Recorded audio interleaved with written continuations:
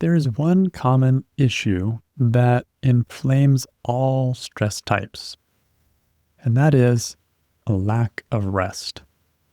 If you have relationship stress, for example, lack of rest will make the relationship issues worse. They will make your emotions more challenging. Everything gets amped up when there is a lack of rest. If you have work stress, then burnout thrives on lack of rest. That's what just, again, inflames that and makes it more intolerable. So rest, a lack of rest, can exacerbate a situation at work very easily. If you have trauma-related stress, then it always feels worse when you're tired. And it's harder to do the inner work needed to release it when you're tired. The insights don't come. You may not feel motivated, and you can become more pessimistic. So lack of rest is a missing ingredient. Like we say, rest itself is a missing ingredient in, I would say, all of our lives to a large degree, but it shows up in, especially for highly sensitive people.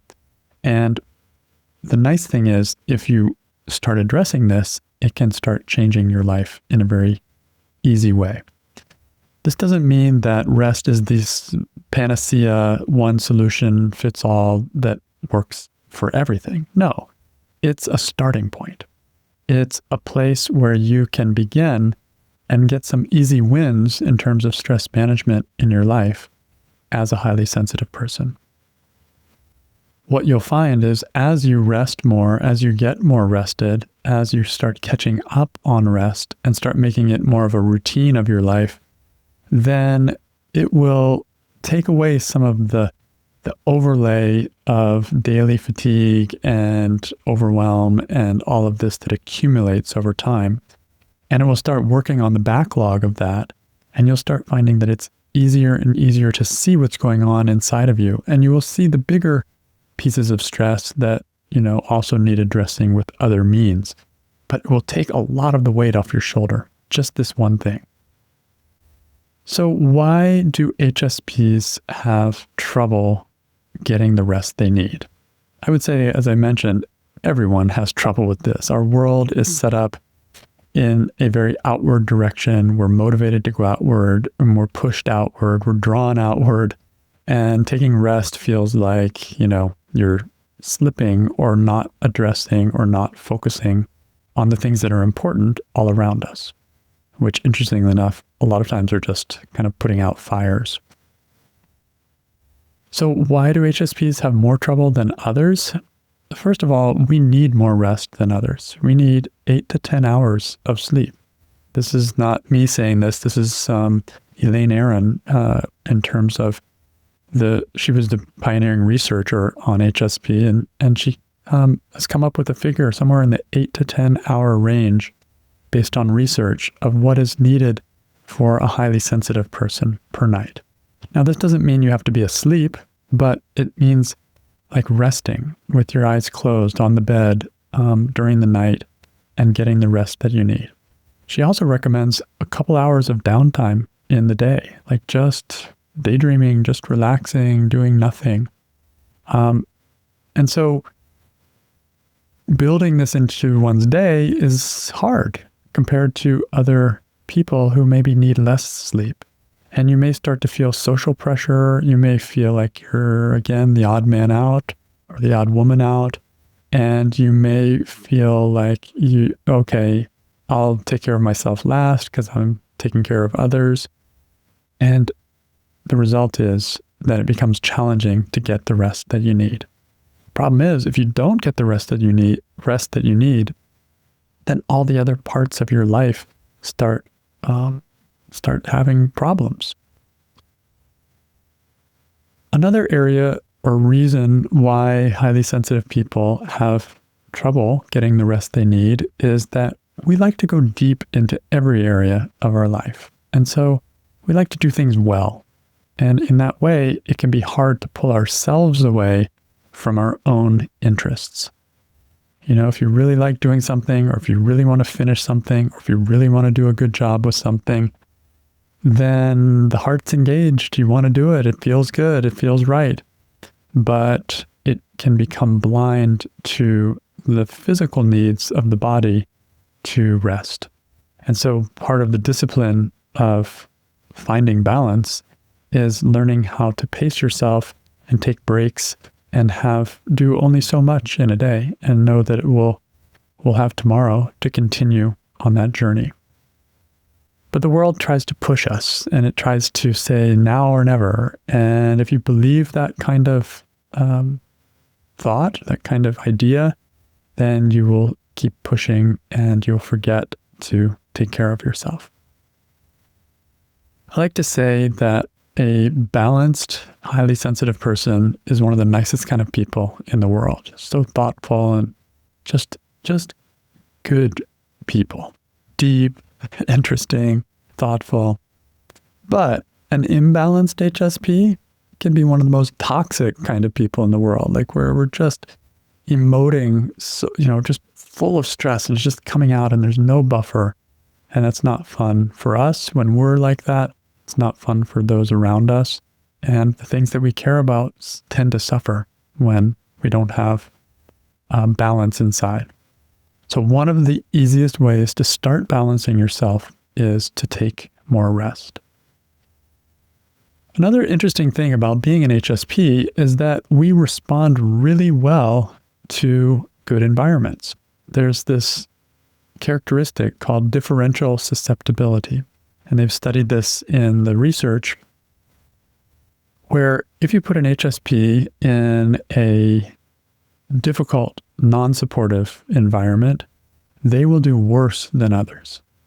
But if you put an HSP in a good, supportive environment, they will do better than others. So this is a differential susceptibility. We are more susceptible to bad environments, and we are more susceptible in a good way to good environments. And that means that if you start getting more rest in your life, you will respond very quickly to that as an HSP. You are built that way. So if you can build that into your life, you're going to experience more balance coming in more quickly than others would if they started bringing that into their life. The other thing that is so important for us as HSPs is this whole area of overwhelm. We have a tendency to get overwhelmed easily because we process things so deeply. And the antidote to overwhelm is rest. Overwhelm is healed through rest. You need to give yourself time. You need to take a break. When it's too much, then pull away, take a break, go inward. Rest is not just a nice kind of thing, like that'll be helpful and kind of good. It's like, no, this is the exact perfect medicine for us as highly sensitive people because we're faced with that kind of overwhelm on a daily basis. It comes up in different ways. And some ways we've already learned to pace ourselves, but there may be ways in your life where you haven't learned how to pace yourself so that you are not accumulating stress over time. That's what we don't want to do. We don't want to keep accumulating and making more and more stress so like our fuse just gets shorter and shorter and shorter. There should be enough rest built into our life that we can actually start feeling like we're on an even level or even getting more and more rested over time. So how do we practically do this? It's not an easy thing. We wouldn't be talking about this if it was an easy thing. And so one of the things that I find to be super helpful is to make a plan. Actually sit down, talk with your partner, figure out when is an ideal bedtime for you. Think about it carefully. What are the responsibilities you have? What are the compromises you may have to make? What's a good time for you to wake up? What would be doable with your schedule? And see if you can find 8 to 10 hours that would be something you can stick with, something that you can make a part of your routine and build in as a part of your family life. And another thing, besides just having the time set aside, is planning some wind down time. This sounds luxurious. Sounds like, oh no, that's too much, right? Well, I would say if I had to compromise, I would make sure I had wind down time, at least a half hour before my bedtime. And I would, if I can't get my 8 to 10 hours, I'm going to at least plan some wind down time so that I can not just crash and go into bed. If I go straight from, say, the computer to bed, then my mind's going to be just wound up. Or if I go from any kind of active mode into sleep mode, I'm going to need time to transition. And this is true especially for highly sensitive people. So take a bath, soak your feet in warm water, listen to audiobooks or music, rest your eyes. You don't have to sleep.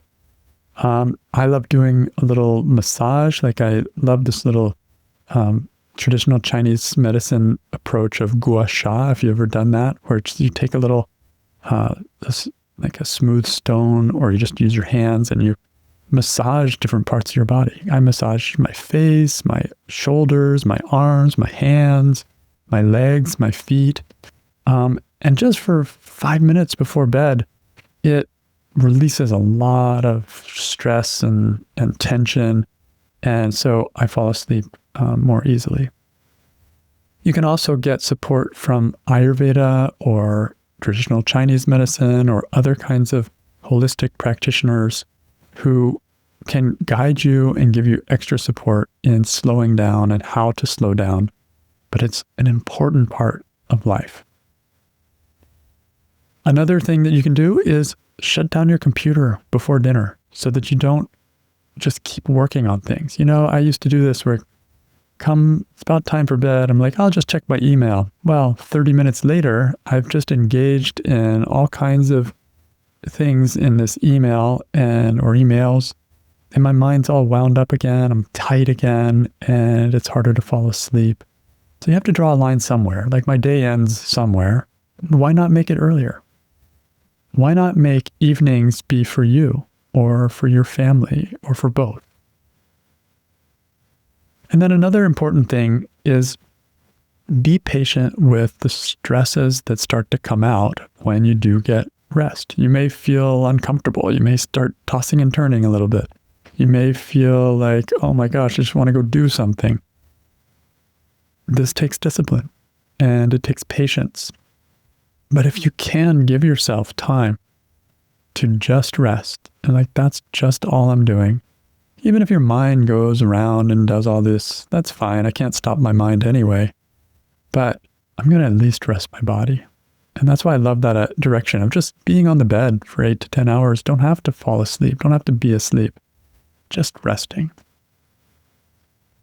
And then I think probably as important as all of these is start celebrating the feeling of rest that develops over time, over the weeks, over the months.